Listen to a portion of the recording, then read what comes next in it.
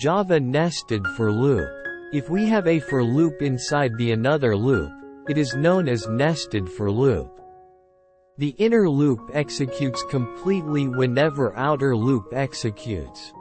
Java nested for loop. Public class nested for example. Public static void main, string, args. Loop of I. For int I equals 1. I less than equals 3. I plus plus. Loop of j. For int j equals 1. J less than equals 3. J plus plus. System.out. Println I plus plus j. End of I. End of j. Closing curly bracket. Closing curly bracket. Here's a breakdown of each step. The code defines a public class named nested for example. The class has a single public static method named main, which takes an array of strings named args.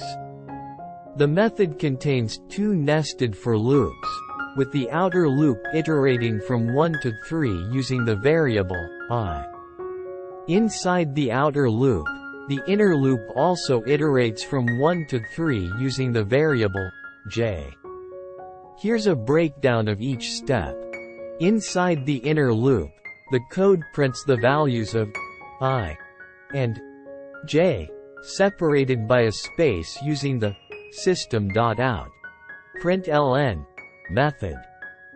After printing the values of I and j, the inner loop finishes and control is returned to the outer loop.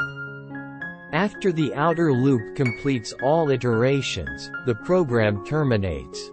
When you run this program, the output will be. The output of this program will be a list of pairs of numbers printed to the console, with each pair representing the values of I and j for each iteration of the nested loop. The output would look like this. 1 1, 1 2, 1 3 like this.